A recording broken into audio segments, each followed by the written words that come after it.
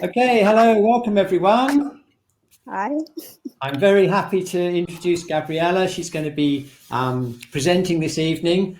Very excited about that. And yeah, let's get straight on with it and say hi in the chat there. We've got lots of people very, very interested in this is webinar 3 of the series of 5 webinars of this online course. So yeah, let's go straight on to the presentation. And yeah, this is webinar 3.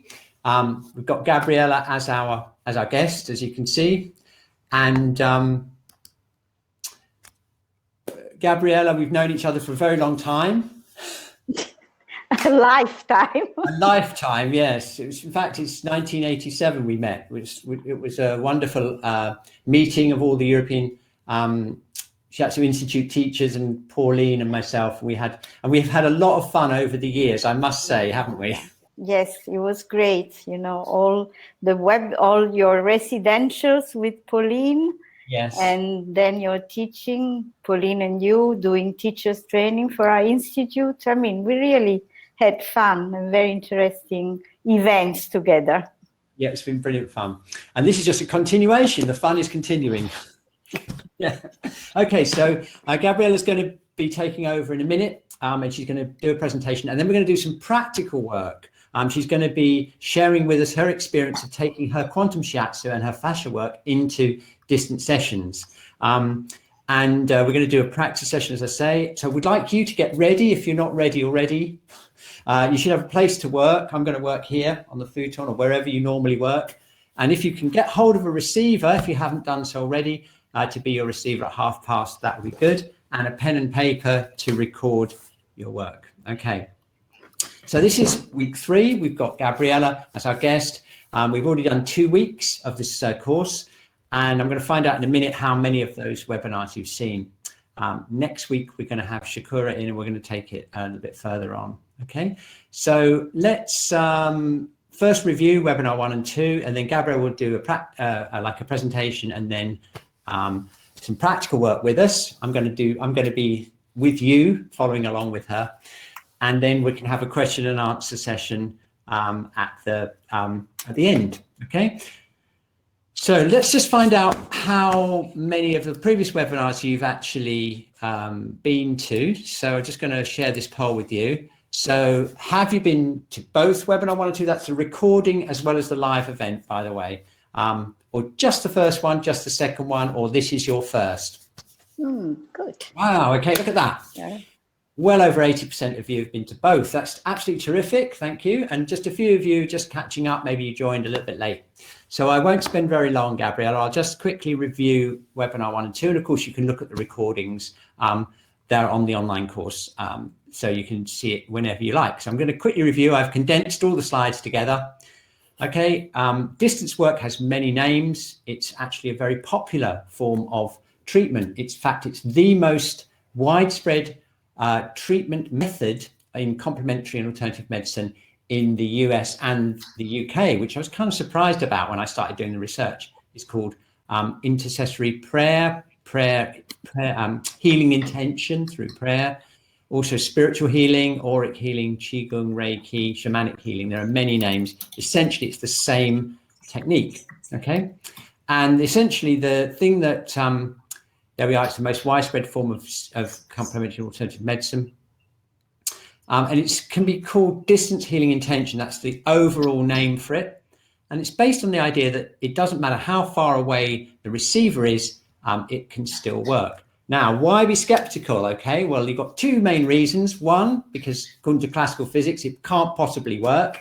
And the other thing is because consciousness is seen as a subjective experience in the brain by neuroscience. So that kind of puts 2 things against it. And so that, if you think of both of those, it's kind of an impossibility. And a lot of people have that attitude, oh, it can't possibly work, right? We already know that classical physics is not a correct description of the universe, so that's kind of out the window. And because quantum physics has superseded that. And look at this quote I found in, it was actually in this book, which I recommend, Dean Radin's book, Entangled Minds. I found this great quote this week when I was going through this. And Albert Einstein said, I think telepathy is more to do with physics than psychology. And who are we to argue with Einstein? Nobody. Okay, consciousness itself. Every culture in the world going back into prehistory has always assumed that consciousness extends out of the brain and that we have some kind of interaction with the world around us. It's only classical physics that kind of broke that thread. And so again, it's really up to you, but as far as I can see, it's much more likely that consciousness is something that can exist independent of the brain and can extend out beyond space and time. Okay, so then last week we went into connection methods and we talked about how some people use photos, videos or audio. And then there's a whole tradition of using objects as well, like some hair or some notes for the client. But also there's the whole idea of surrogacy, which is basically you have an object, and you probably know this through voodoo things. Voodoo is a popularized version of a religious practice where you actually have a surrogate, and it's actually called a poppet. It's a surrogate object which represents the person. And we had lots of fun last week because what we did was we investigated how shiatsu is not just a one-way kind of healing thing. It's a two-way thing where we get diagnosis information, which gives us an idea of what we can do with that person's energy. So it's kind of a bit like remote sensing and distance healing intention. Okay, and we used our own poppet, our own surrogate pillow, had a lot of fun with that. And I'm sure you were probably as shocked as I was if that was your first experience. When I first did it, I could not believe that pillow didn't have lumps in it. I could feel the Kyoen Jitsu on the pillow, and I thought it must be my imagination. I was hitting the pillow, trying to make it smooth, and sure enough, it was it was the energetic information being translated into the sense of touch. Okay. And we did some sensing, if you remember, of the hara and the meridians, lots of fun. And I got some really interesting feedback from my receiver, by the way. He actually felt the gallbladder channel in his leg up. He told me this before I told him what I did. If you remember, we did the hara, I picked up gallbladder and I worked the gallbladder channel. He could feel various things happening with the channel, something in his eyes and, all kinds of gallbladder related things. So that's always very encouraging when that happens. Okay, so that's my very brief roundup of the last 2 weeks. If you've missed them, go back and look at the recordings on the online course. So now it's over to Gabriella. And before we do that, let's just share this poll. I'd just like to see how much you know about Gabriella's work. Do you know her very well, quite well, something, or this is my first experience of Gabriella's work?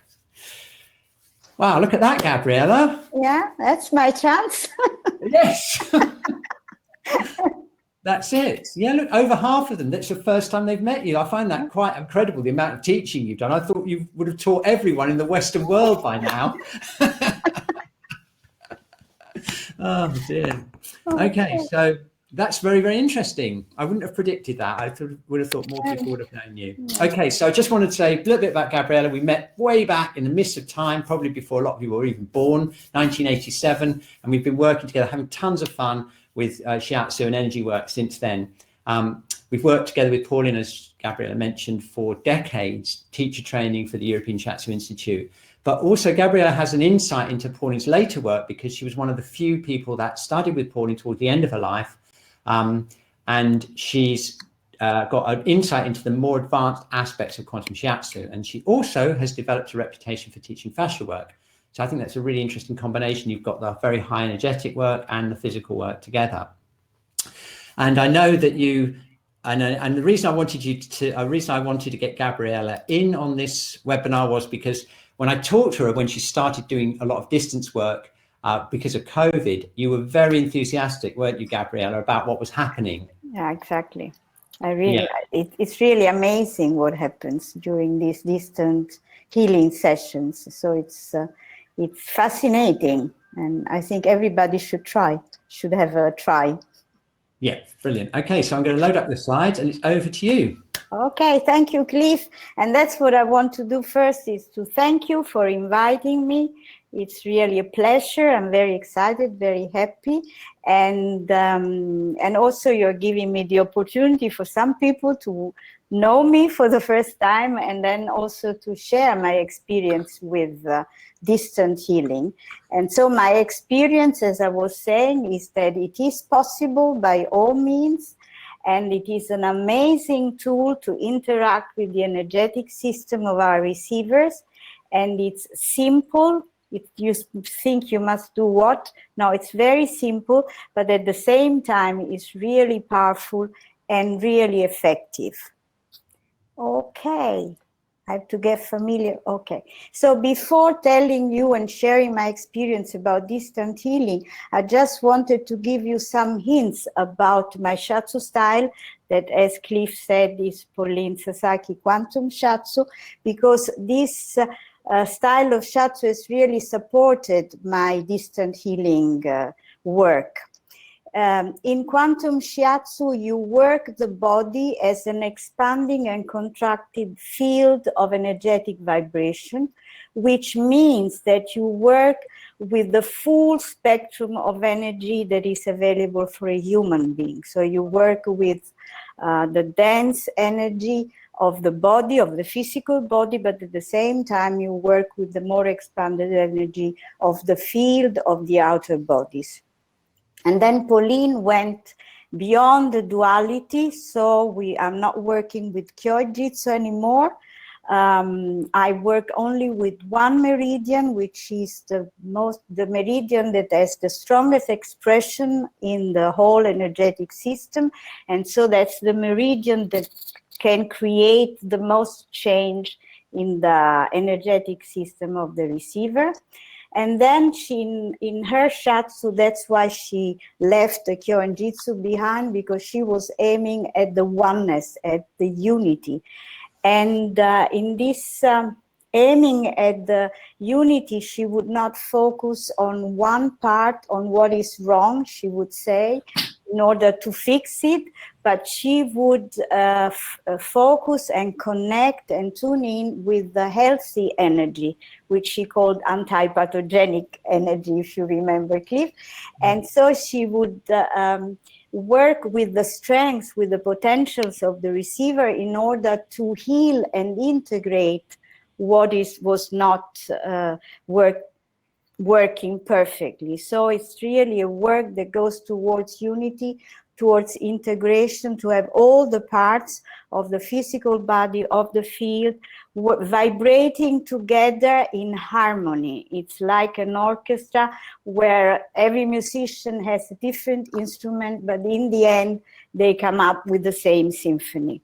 And then she would always say that in order to do this work, you need faith and trust. Trust in yourself, trust in Shiatsu, trust in the universe. Doubt out of the window, doubt contracts, and trust expands, and we want to be expanded so we can feel a lot. Okay, and to finish my Quantum Shiatsu presentation, it includes on the body techniques. There is this idea that Quantum Shiatsu, multidimensional Shiatsu is all in the air. It is not. There is a lot of work done on the body with deep leaning, expanded touch, but there is a lot of work on the body. And there is also work off the body. There are precise techniques and movements to interact with the field, to interact with the outer bodies, which are real as it is the physical body. And then I use mindset. That was very helpful when I started with distant healing. Mindset is a thought command. And so it's your brain sending out an intention, an offer, an input, a suggestion, and it travels very, very fast. And so it reaches the energetic system of the receiver instantly, and you usually get a very quick response. So it's a very good substitute for the touch. It's much quicker and much effective. And then also modeling is very useful, and this I also use a lot in distance healing. Modeling means you set your energy so that you become a model for the receiver. So if you're working on a physical issue, for instance, a contracted neck, then you will relax your neck, so to give your receiver the experience of the model of a relaxed neck. Or if your receiver comes all freaking out, excited, then you would really model calmness, grounding, centering, so that this information resonates in his system. Okay, and now let's go to and I also work, as Cliff said, on fascia. And I just wanted to say one thing about the whole depth thing, because I always used to find it really funny, because Pauline would work, and because she had this whole expanded technique, it looked completely effortless. So people imagined that it was like really light, you know? Exactly, but yes. Anyone who received it would know the truth, which was it wasn't like that at all. Go down to the bones. It was really, really deep. It was by far the deepest bodywork I've ever received. Yeah. But because she did it so effortlessly, it looked, when you looked at it, it looked very like she was working light, but it wasn't like that at all, you know. It wasn't at all. I can agree. I cannot but agree with you. Yeah. So I do fascia release in my face-to-face sessions, and then doing distant healing, I discovered that you can release fascia also without touching. So it's really very, very interesting. So in both in face-to-face and in distant healing, I use fascia in the physical body when there is a contraction, pain, inflammation, but also with the chakras, and also to release trapped energy, which is connected with trauma or stresses in the past. Because what happens very quickly, that the energy connected with negative experiences get trapped in the fascia tissue. So when you release fascia, this energy gets free. Mm-hmm. Okay, and now we can go to my distant healing sessions. Yeah. So as a preparation, I talk with the receiver on the phone. I ask the usual questions. And then in the end, I also ask them to give me what's their desire for the session. So what they would love to get out of that session. And that helps me to have a certain focus when I work. Then I align and expand myself. And then I imagine the receiver lying on my table. I work on the table. Mm-hmm. And of course, I use my mind eyes. Sometimes I close my eyes. And then I try to tune in with the receiver's energy, just to get into this connection with him. And I can tell when it's like a click that happens, and I know that we are together. Mm-hmm. And then I do an etheric pushing. So I just, again, look at the receiver with my mind's eyes. And what I'm observing is how the energy is expressing, how it is moving. So is there harmonious movement? Are there areas where the movement is very free, or areas where the movement is a little bit restricted? Is the energy expressing a lot in the whole body, or is not expressing at all, or there are different expressions? So I just try to get these feelings, and then I draw a picture of what I have seen or perceived. I may draw another picture halfway during the session to monitor what's going on, or usually, for sure, I will do a picture again at the end. I will do another Boshin to see and appreciate what has changed. And then what I've started doing is, especially, I also do in the face-to-face, but especially in distant healing, I call the earth and universe energy, so that the qualities of these two energies, of this yin and yang, may just impregnate the body and the field of the receiver, so it might have access to them. And then I merge these two qualities into a central channel of light. So I think it's a nice way to put our receiver between heaven and earth, and it's a good way to for the healing process that you will hopefully go through during the session.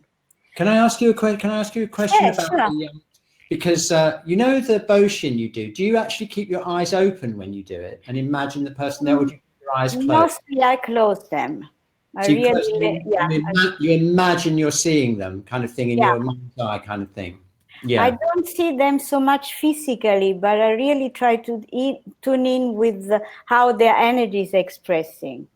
Right. Okay. Yes. Yeah. I might see the head is big, or I might see that the aura is weak, or that there is a lot of movement in the upper body and not so much in the lower body, Sure. or that they are, or that they're like this.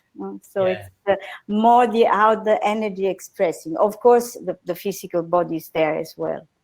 Yeah. Okay. Do you look with your eyes? Yeah, I actually, because I'm doing a lot of these, I spent the last couple of days experimenting with keeping my eyes open and keeping them closed, because normally I keep my eyes closed and I do exactly the same thing. I imagine them in front of me. But I use I'm going to do next week, I'm going to show how I do it with them standing up, because I like to be standing in the Qigong position. So, but I keep my eyes closed, and then I can kind of like, just once I get their presence there, then I do exactly the same thing.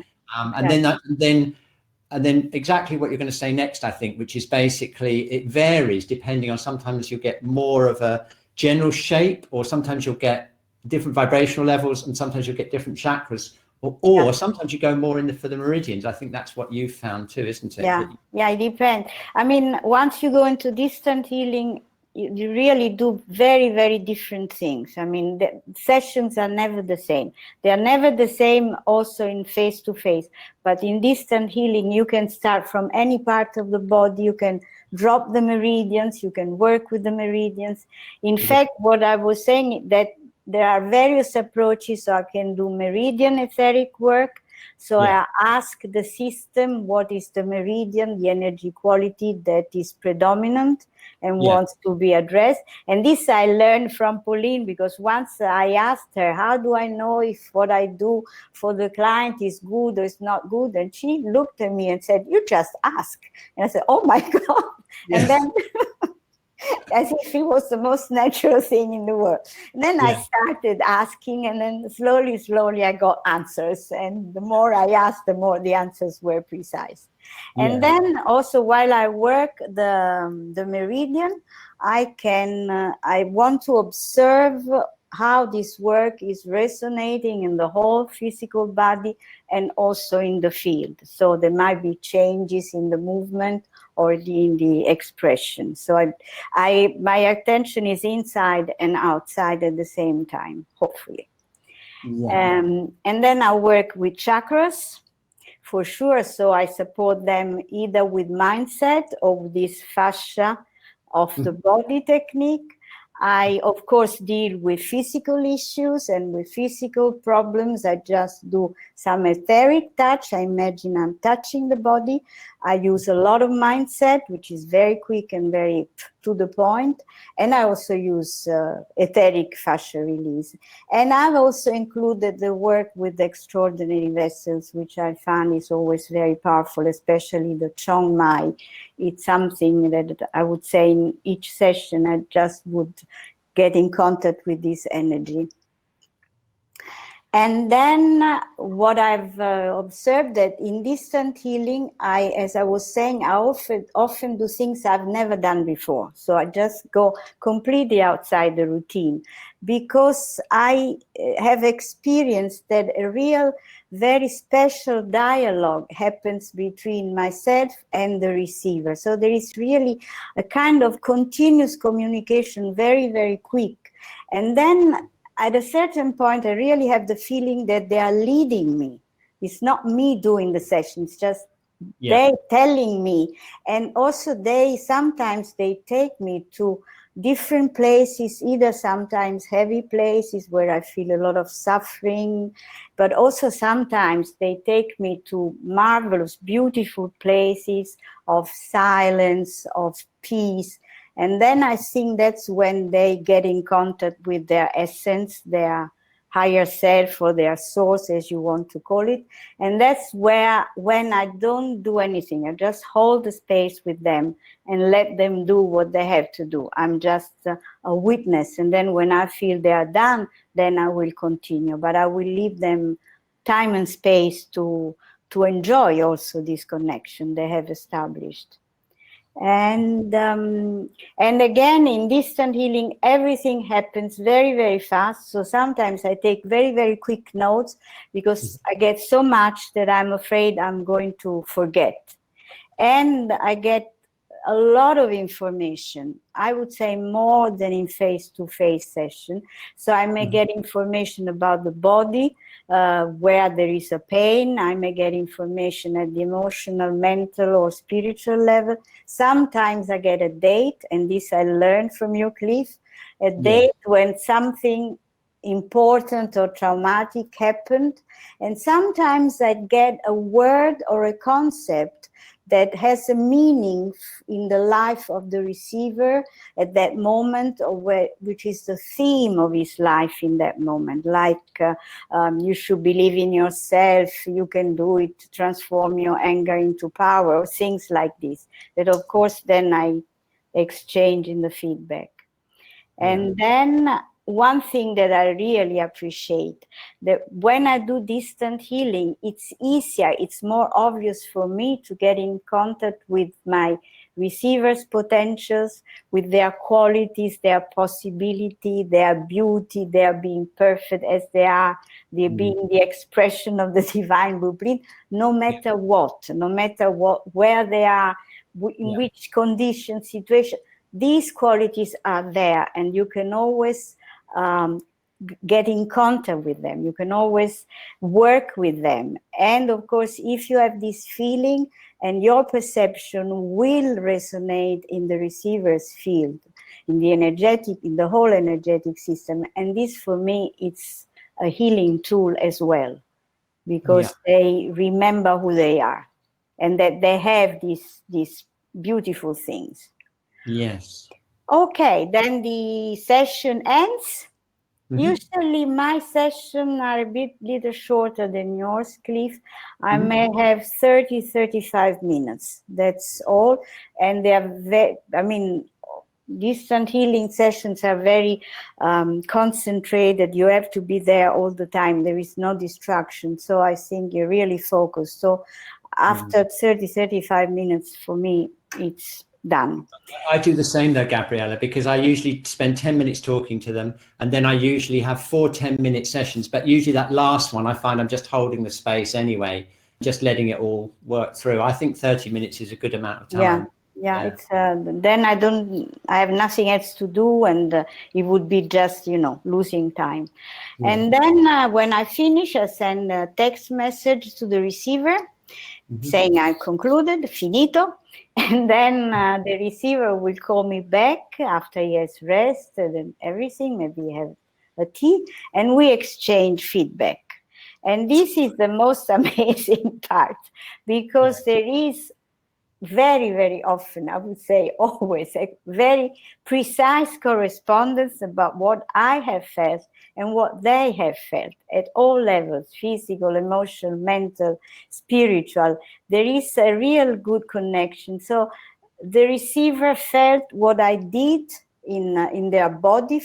I went too far. Yeah, one back. One back. No, it's okay. So the receiver, sometimes he tells me, did you work with fascia on my shoulder? And I say, yes. Or did you put your fingers under my shoulder, the blade? Yes, I did. So it's really precise. Sometimes, especially if I work more in the outer space, in the outer bodies, they have some insights. They realize something important about their life, which is also very nice. Sometimes, especially if I do fascia release, they may recall some events that they have forgotten about, or, which is very nice, they may feel more aware of their potentials. They feel that they can use their power. They lose fear of using their power because people will not approve them, because they will not be loved, and so on and so forth. Okay. And so to conclude, as I started, distant healing is absolutely possible. It is fascinating. Please try if you haven't done it before. It's powerful. it's effective, and it's the perfect tool in these COVID-19 times to support our clients. And it is a great opportunity that we should not miss, absolutely should not miss. Yeah.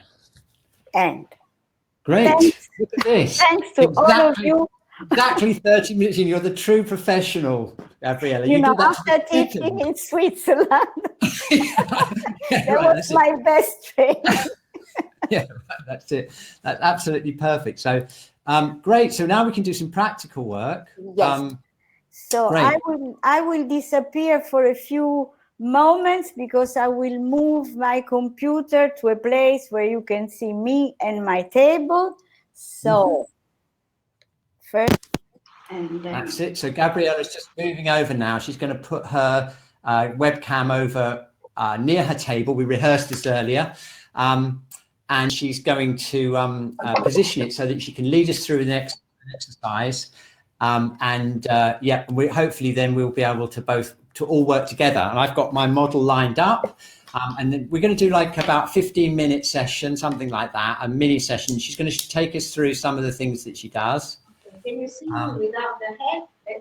Let me have the head included in my... Okay, great. And I'll just stop sharing this presentation. Okay, that's great. Can you hear me? Can you see me? I can, yeah. Oh. Yeah, you just need to speak nice and clearly, but we can hear you. I'm going to turn my webcam and mic off and give you center stage for the next 15 minutes. Okay. So I thought we could just start with the starting the session. So I would just, I've already called my client on the phone and already know what Percy, I have a model, I have a she model, a lady model. And so I just align myself, center myself, expand myself. I also feel myself between heaven and earth, well protected, hoping to receive assistance from the universe and the earth for my session. And then I imagine my client, my receiver, lying on my foot, on my table. And I try to connect with his energy, with her energy. Okay, it's really a click, and then I know we are together. Okay, and now I do this etheric diagnosis, so I do it with my eyes closed. Okay, the first impression is a lot of movement, a lot of energy expressing itself in this upper part of her body. As if, it's a funny feeling, as if her head was inside a sphere. So the whole thing looks very, and this area is a little bit tense. Also something is going on here, but it's a nice, strong feeling that I get. Okay. And a little bit more grounding would be nice. Something to bring her more into the reality, not so much thinking or, okay. And then I'll do a drawing. You can do the same. Because you're just out of the picture when you're at the head of the, a little bit over, yes, that's it, a little bit to the left, that's it. And then, yeah, if you stand close to the table, you're perfect, that's perfect, yeah. Yeah. Okay.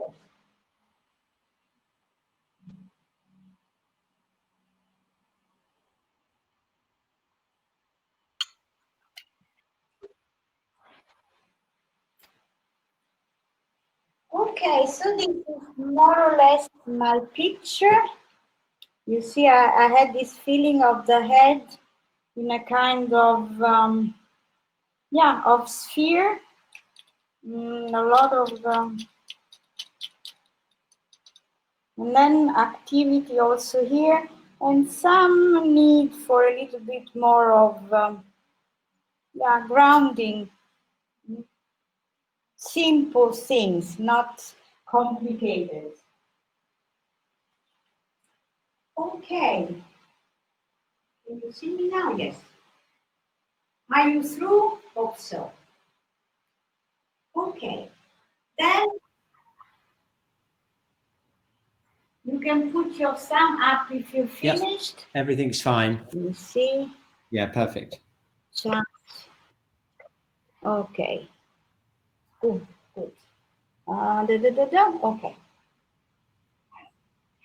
Okay, then I have my nice lady lying on the table. Then I call the energy from Earth to really bring all those qualities of grounding, of nurturing, of centering, of fertility into all her body, all her cells, and in the field. And then I call the universal energy, again asking to give all its qualities to my receiver, just consciousness, awareness, wisdom, knowledge. Okay, and I feel these energies are really going down into the cells and up into the field. And then I merge them into this central channel of light. And just observe how this central channel of light is, how far it goes, and then if it's thin or big, if it has colors, or if it's just no color, just light. This one is quite big. It goes quite further, which means that she's already very much aware of the space of her field, and she has beautiful colors. It's like all little threads, color threads being together. Good. Okay.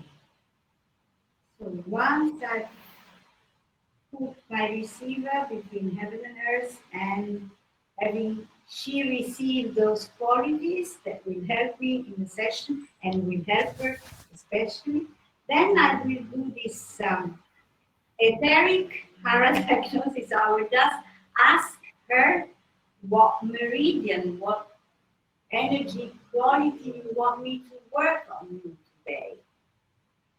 And I just ask, I might imagine that I'm holding the heart of the person just to be in contact, etherically, if not physically. Okay, and what I get is, it must be the webinar, but I get gallbladder. Okay.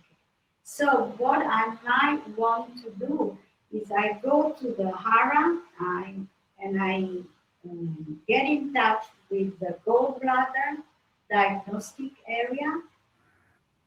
I get in touch with this quality and I scan first how this energy, this gallbladder energy is expressing in her body. And the feeling is a little bit restricted. It's like a rope. So my wish would be that it would be more softer, more free.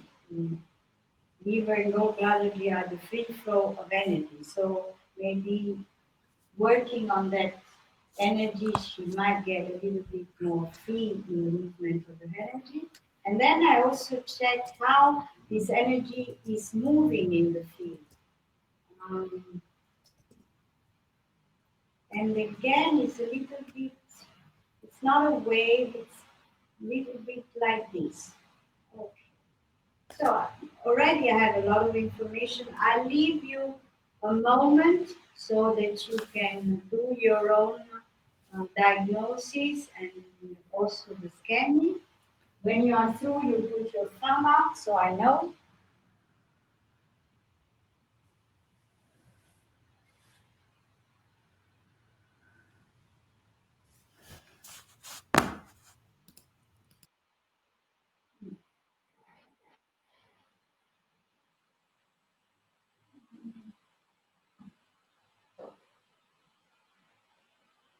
Gabriella. Yes. Could you just spend like 5 minutes just talking us through it? I think it really help me and everyone if you could just talk us through maybe just a couple of the processes, just lead us through bringing that heaven and earth thing in, and I'll follow you through just like for 5 minutes, and we'll just see what it feels like. Okay, good. So you want just Earth and universe? Yeah, I'll follow you through with it. And if we all do it, we just get a sense of that, of what it's like, you know? Okay. So let me get in touch again with my receiver. Okay. So I call forth the energy of Earth. So we call the energy of Earth and imagine this special vibration, this quality of the Earth's energy permeating the whole physical body, all the cells, all the molecules, all the atoms. So my receiver, she's getting all the qualities of the Earth's energy, the nurturing, the grounding, the centers, the incarnated body, incarnated soul. And then I also ask this energy to give its quality to the field, to the space around the person. And when I have a feeling that this has happened, that this Earth energy is with the receiver, then I ask the universal energy again to bring all of its qualities, wisdom, awareness, consciousness, knowledge into my receiver, into herself, into all her body, and also into the field, so that she can use those qualities, that she can use Earth's qualities, Heaven's qualities. And then once the two energies are here, then I merge them. This is again going towards unity. So I merge these yin and yang energies into a central channel of light. And then I feel how far this channel of light is reaching. You reach a certain point.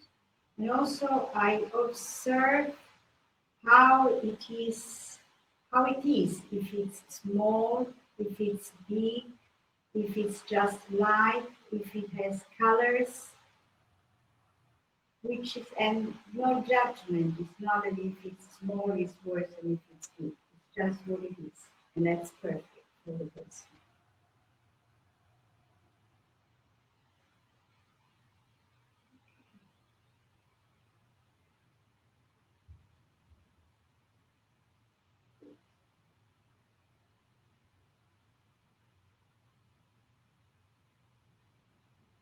This is a very nice way to start the healing process of our receivers. It brings them into the space in a very concrete way, doesn't it?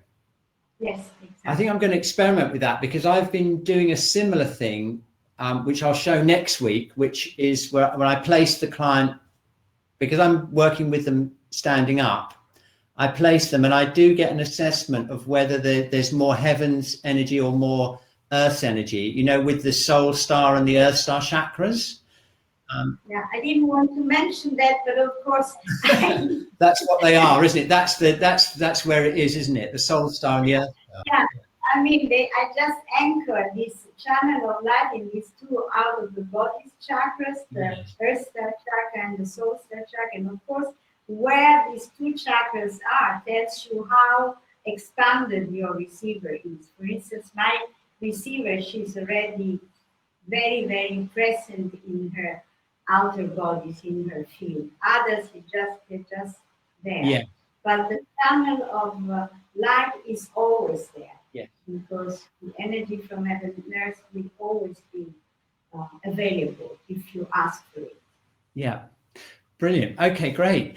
Thank you very much. That was really good. What I'll do is I'll work on that in the next week and see if I can merge it into what I'm going to do next week, because I was going to do a similar kind of thing with the etheric field, but I think that's a really great technique. I'm going to play with that this week.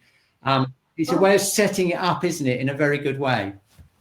Yeah, it's a very nice way to start. Yeah, brilliant. Okay, so if you have found your meridian, and from the sounds I think you have, I cannot read your questions because I'm too far away. Yeah. Then I would really give you a few minutes. What's the time? Yes, we can have 3-4 minutes. Okay. Working the meridian that you picked up. And how do we pick the meridian up, Gabriella? Do we pick it up just by sensing the hara, or? No, I ask. You ask. Okay. Just ask. And okay. Then I get it. Okay. So you're just saying, which meridian do you want to work? Yeah. Which meridian do you want to be worked? What is dominant? What is coming up and say, oh, this is me. I want to be worked on today. I want to interact with you. And in her case, it was gallbladder, which makes sense with this big head. I saw that maybe she's making decisions. So I had a funny experience there. I had two. I obviously didn't ask the question clear enough, because I had like the spleen and the heart just going like that, but then it decided on spleen. And I was in between spleen and gallbladder, but then gallbladder was more kind of powerful. It reminds me of dowsing, actually, Gabriella. It reminds me very strongly of dowsing, when you douse and you get that feeling, you know, when you're dowsing something. So, okay, so when we've got the meridian, let's say we've got meridian, now what should we do? Then I scan it, the meridian from the diagnostic area. Okay, so you go from the diagnostic area. I imagine I'm touching it and I'm getting in contact with this energy. Yeah. And then I just observe how this energy expresses in the body. Okay. And as I said, for me, it was a little bit tight. Yes. So there wasn't this freedom of movement that would be ideal for gallbladder. It was a little bit, like tense. I'm getting a completely different quality, obviously, in my meridian, but I can see what you mean. You're going for that, what we'd call a meridian scan in a sense, and an overall vibrational quality of the meridian. Yeah, exactly. Not vibrating like this, but it's a bit like this. Exactly, yeah. Same thing in the field. It's not a wave, it's not a nice movement, it's in steps. So obviously there's something that needs to be moved, to be harmonized. And so I think now for 2 or 3 minutes, we can work on this meridian. Okay. I mean, I usually work imagining I'm working on the meridian. Yes. You can slide your hand. You can just imagine you're touching. Yeah. It's really what feels better for you, what gives you more contact, more connection. I could, This is similar to what we did last week. We did similar last week, didn't we? Remember? Yeah. And I got the same gallbladder. But you know the difference, I think the way you set it up, the difference is I'm getting more resonances in the actual energetic field. Last week we kept it more condensed, but the way I'm doing it now, the way you've described it, I'm getting more resonances out into the energetic field. And it's nice because it's kind of breathing. I'm feeling is that the meridian is starting to breathe. Yeah, I totally get what you mean, yeah. It's like a more expanded quality of it, isn't it? Yeah, exactly. And so in the body is opening up, and this opening is also resonating in the field. Yeah. So that's good. Yeah. And I just want to notice what's happening to the head. If this opening is kind of, no, not yet. No, not yet. The head is still in this sphere. Right, okay. So I can, I think I have to work on the chest first, before I can reach the head. Yeah. My mindset is just to release the energy of the head.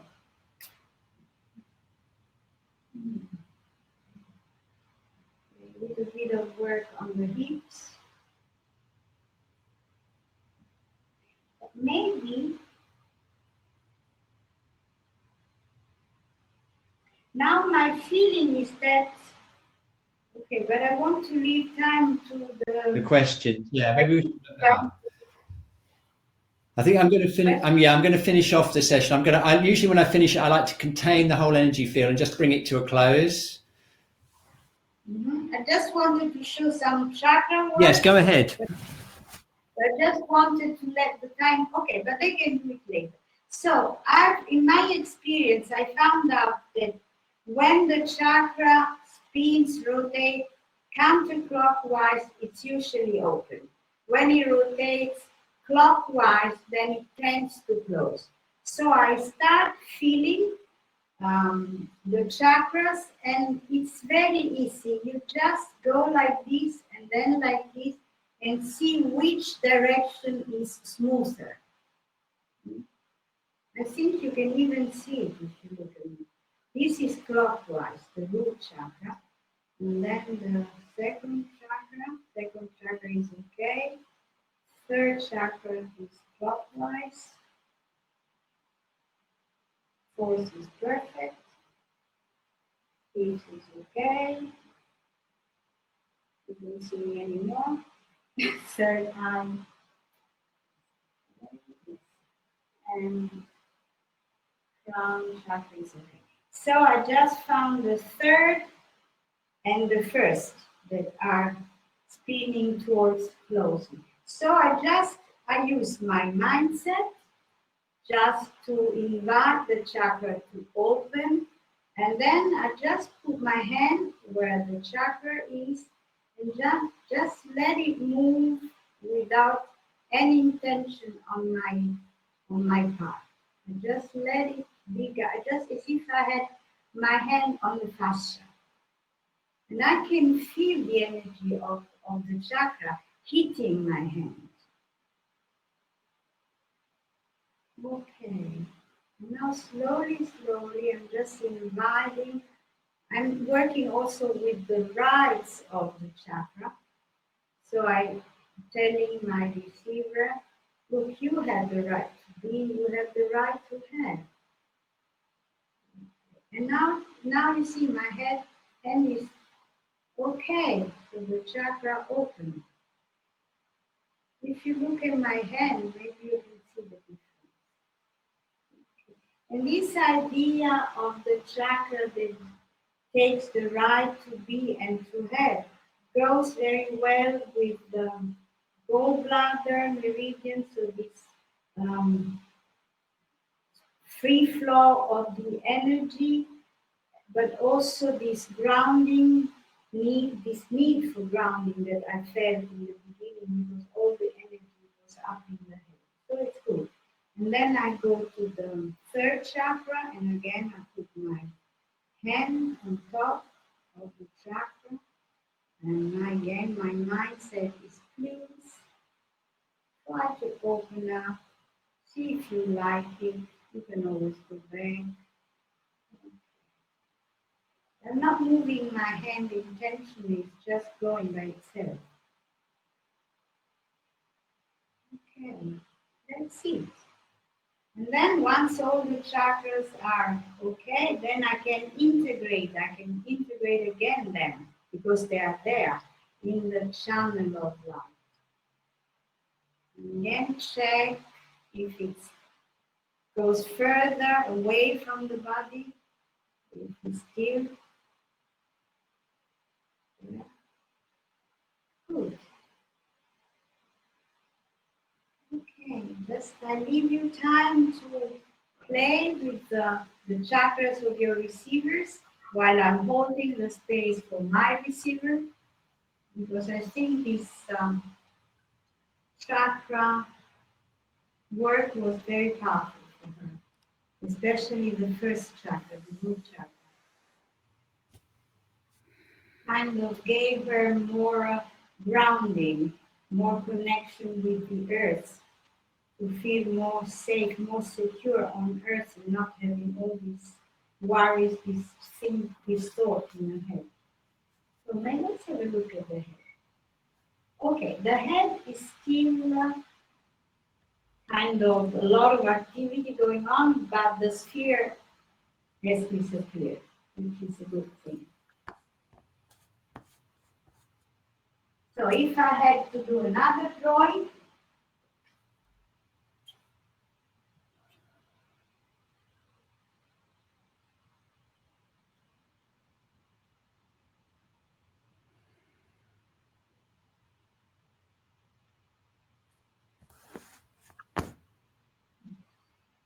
the legs are stronger, head is still a lot going on, but no more sphere around, and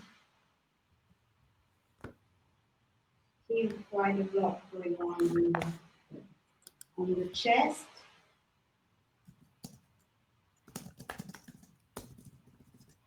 So I would want to work with fascia on her chest and the diaphragm.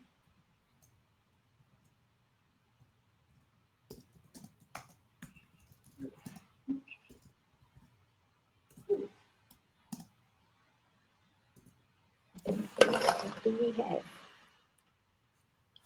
Okay. Okay. Wow. Yeah, that's great. It was a great combination seeing you work, especially the demonstrations and everything. And also we had a chance to, certainly I did, I had a real good chance to explore that connecting thing. We've got quite a few questions. I just would like to say to everyone that if you want to get more interaction with Gabriella, she will be on the forum in the online course all week, answering questions if you need to do that. And I'm just going to run through some of the questions. Yeah, Loretta, I think Dinah already answered this question. The single meridian is basically a single focus of the meridian. Yes. And Jose asked, can you tune into someone that you never saw face to face? Yes, but I have to talk with the person on the phone. Yeah. At least I have to have a connection. I would agree with that. I've done new clients, but you need some sort of connection, don't you? Yeah. Even if you don't see them, but you have to talk with them. Yeah. Caroline asked a bit more information about mindset, but I think you described that. Mindset is really basically a focused intention, isn't it? A focused intention. Yeah. And it's, again, it's the biomagnetic waves of the brain carrying a thought. And of course, they interact immediately with the body and the field of the receiver. And it's very quick. It covers the mindset and the thought command and the intention from focus intention, as you said, travels very fast. So it's a very powerful tool to use, also in face-to-face. But of course, in distant healing, it's even more necessary. That's right, yeah. Jane asked, do you always interact with the receiver in real time? Do you ever do that? Do you always do it at the same time that they're receiving, or do you ever do that? I've done it sometime. I've done the sessions, sent it to the universe also somewhere, and then the receiver downloads it when it's ready. Yeah, that's it. That's it. So I've done that before in the past as well. And we're going to deal with that later on in the course, how you can do that. Right, okay. Carol asked, do you relay what the color might mean if you get different colors? Do you tell the person, or is that just your own information? Not always. Sometimes, well, it depends, but not really. It's not something I work with. I just observe. Yeah.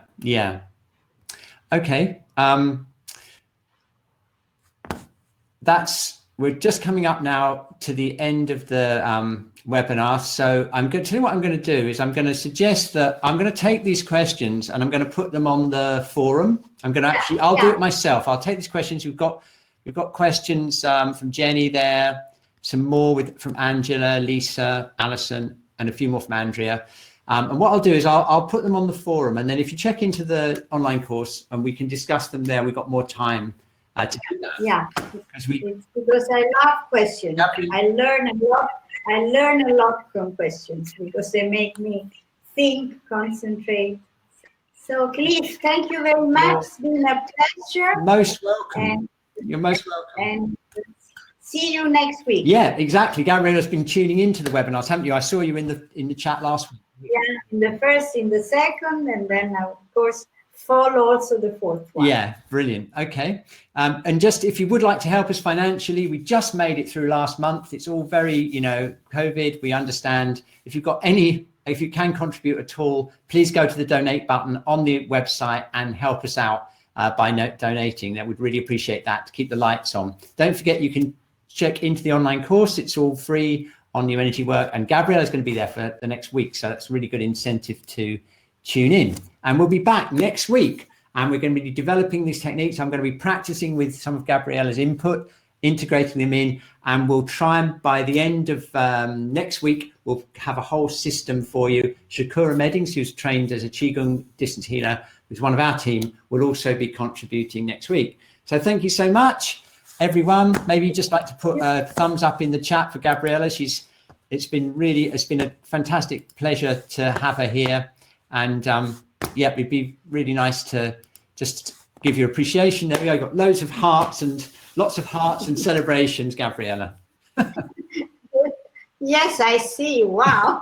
Okay. My heart. Great. I'll see you next week, and you can see what we've made of it so far. And thank you to all of you for your listening, which is a great gift. Thank you very much. Yeah. Thank you. Bye.